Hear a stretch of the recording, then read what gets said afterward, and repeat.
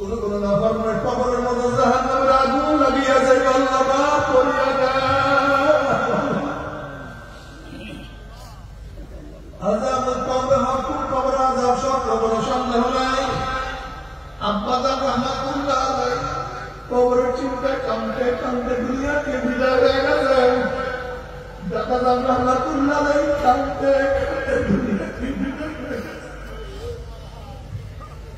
আমার দাদা জান রাহমাতুল্লাহ আলাইহি মৃত্যুর কয়েকদিন আগে কবরের দিকে তাকায় বলে, মাওলা রে, যদি তুমি আমাকে মাফ নাই করো, কবরের মধ্যে আমি একা কেমনে থাকবো? আমার জীবন বাবা, আমার মুরব্বী বাবা।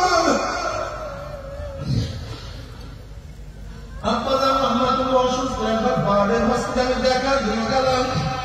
আব্বাজান রহমাতুল্লাহ দেখা আমি ঢোকার পরে আব্বাজান রহমাতুল্লাহ হাত খানা খাও করে ধরিয়া আমাকে বলে, পয়ের মাওলাকে আমাকে মাফ করবে নি?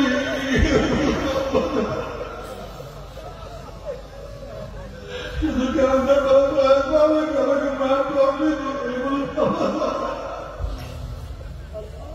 বাবার সিনেমা তো ঠিক মতো বাইরে করা জিন্দিগি আপনি আমাকে কেন ব্যস্ত ছিলেন? মাওলা যে আপনাদেরকে